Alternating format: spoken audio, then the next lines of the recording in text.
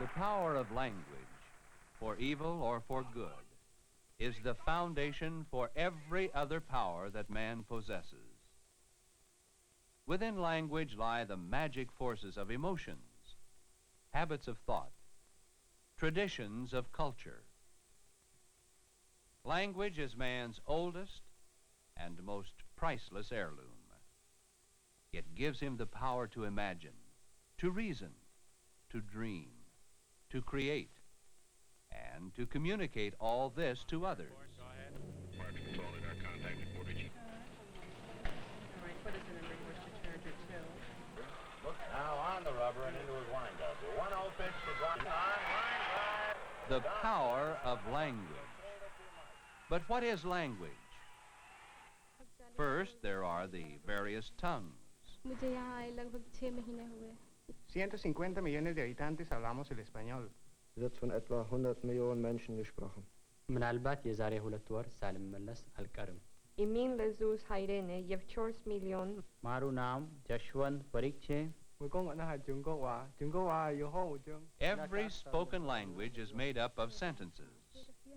Sentences are made up of words. Words are made up of syllables, which in turn are made up of phonemes. Phonemes are units of spoken sound. Every syllable we speak consists phonemes. Keyword, chair. P-H. Keyword, thumb. S-H.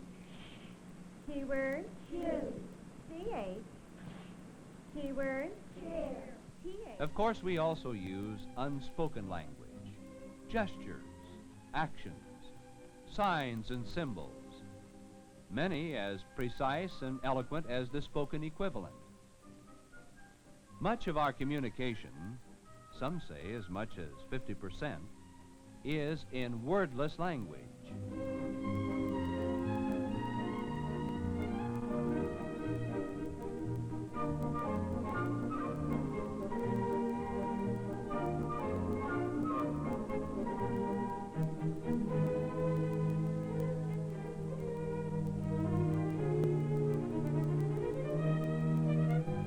Of course, the idea of unspoken language, and in fact many of its most useful expressions, are debts we owe to the past.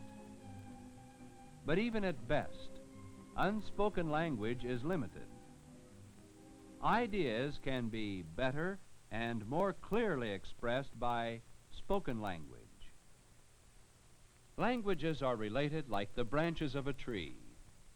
New languages constantly grow out of old ones. How many branches altogether? 100?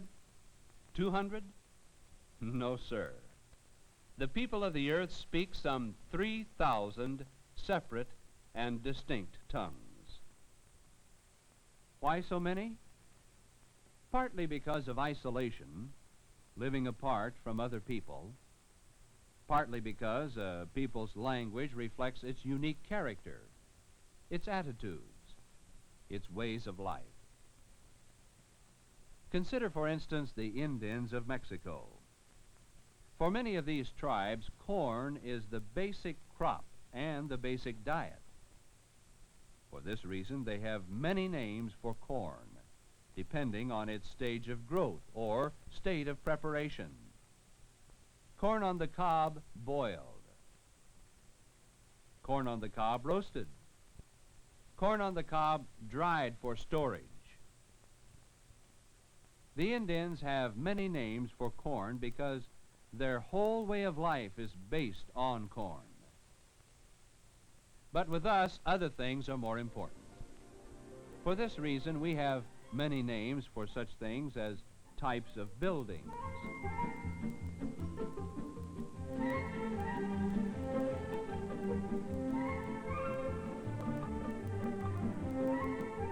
and forms of transportation.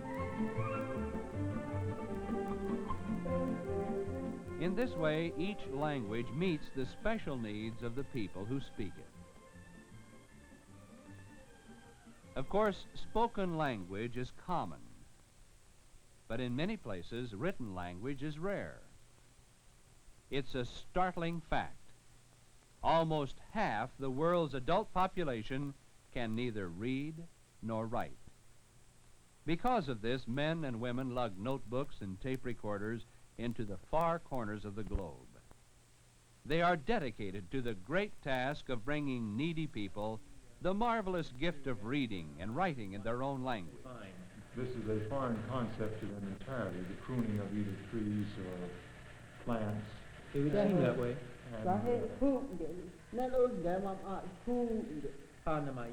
For man to go forward, he must be able to communicate and to receive communication. Written language enables man to pass on to others what he has learned, so that new learning may be built on the old. Scientists generally distinguish three stages in the history of writing: pictographic, ideographic, and phonetic. A pictographic sign is merely an agreed-upon symbol for some object. With the American Indians, a fish, a tree, a man. These pictograms were chiseled into rocks, traced on animal hides, woven into blankets, painted with colored sand. But with pictograms, man could write only about objects. He wanted to go beyond this, to write about ideas, qualities, and actions, things that could not be portrayed with simple pictures. So in many places, pictographic writing became ideographic. In ancient Egypt, for instance, the pictograms for water and for man were put together to form the ideogram thirst. You see, an ideogram is a combination of two or more pictures, intended not to represent simple objects, but to represent ideas. Egyptian writing, called hieroglyphics, was both pictographic and ideographic, but soon it became phonetic as well. How did this happen? Let's look for the answer in a simple puzzle called the rebus. In English, for instance, this picture and this picture make the word catalog. Here's another.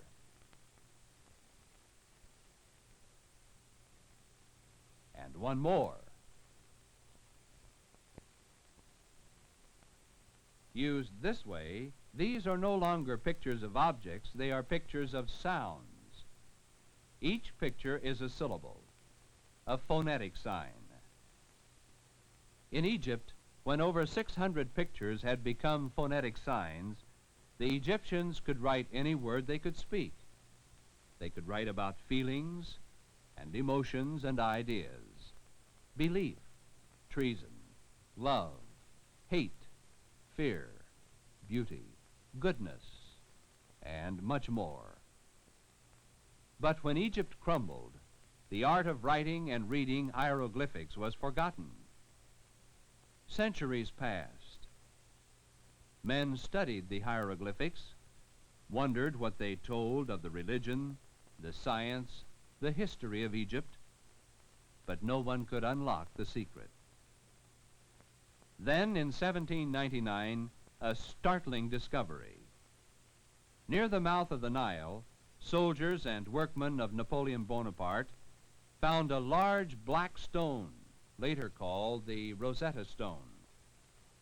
It carried the same message in three kinds of writing: the bottom section in ancient Greek, the middle section in simplified hieroglyphics, and the top section in standard hieroglyphics. By comparing the three sections, the secret of reading hieroglyphics was rediscovered. Once ancient man learned that in place of writing with thousands of pictures, he could write faster and better with only a few hundred syllable signs, the invention of alphabetic writing became possible. Syllable writing spread quickly from the Egyptians to the Semites, and the Semites made a vital improvement. They realized that spoken language has many more syllables than it has phonemes, the basic sounds of speech. So, instead of using 600 or more syllable signs as the Egyptians had done, the Semites found they could write even better with only 22 phoneme signs. In other words, they invented the alphabet. At Byblos, in the Semitic land of Phoenicia, proof of this has been found on the coffin of King Ahiram, who ruled the city 12 centuries before Christ. On the lid is an epitaph in letters thought to be direct ancestors of our modern alphabet. Many of these people were sailors and merchants. From Phoenicia, they developed a vast network of trade routes. Everywhere they went, they carried alphabetic writing with them, and it wasn't long before other people learned the secret. By the year 1000 BC, the Greeks were using an alphabet based on Semitic models. The letter forms were changed, perhaps to make them easier to write, perhaps to make them look better. The Phoenician Aleph and Beth became the Greek Alpha and Beta, from which, of course, we derive the word alphabet. The spread of writing to all parts of the civilized world was aided by the invention of paper from papyrus, a reed that grows along the Nile. Paper was easier to write on than stone or clay, and much more portable. The merchants of Byblos imported paper from Egypt and sold it to Greece, just as we call the kind of tableware which first came to us from China by the name China, so the Greeks called paper from Byblos by the name Byblos. From this root, we have the word bibliophile, a lover of books; bibliography, a list of books. When the Hebrew scriptures were copied on paper, the scrolls were known as the Biblia, or as we now say, the Bible. So it is that in popularizing the use of alphabetic writing and paper, the Semites left us a heritage reflected in every book we read. And the little town of Byblos has lent its name to the most influential book in all human history, the Bible. As for the Greeks, they now had tools to preserve for us their great works of literature, science, and philosophy. The Romans also learned the alphabet. They carried it on their march to conquer the world, and they spread it like the measles. Our debt is to the Romans for the shape of capital letters we commonly use today. What does the alphabet mean to us? Why, you use it almost every waking moment of every day. Every time you write your name, type a letter, read a book, or a newspaper, or a street sign, or a billboard, or a menu, you are using the alphabet. We learn through language. We express ourselves with language. And we use language in our mind to explore our memories, to recall our experiences, to test our perceptions, to develop new concepts and ideas.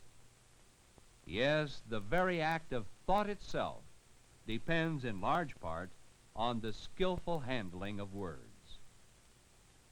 Learning the techniques of communication, to read rapidly, to write clearly, to speak effectively, is basic to everything we are or may become.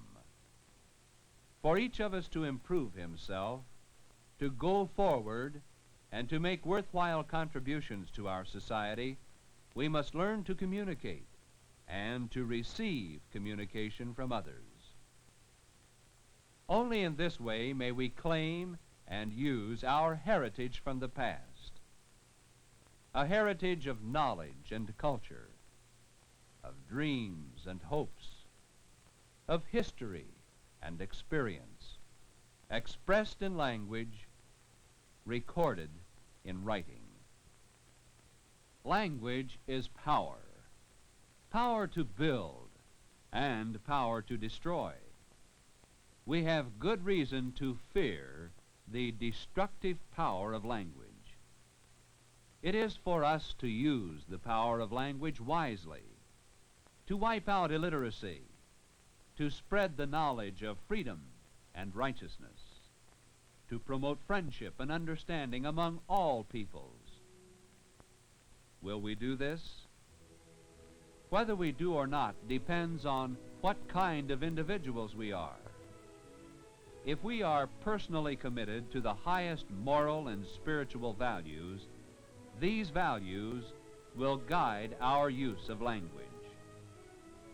And we will have a share in making language a dynamic force for good in the world around us.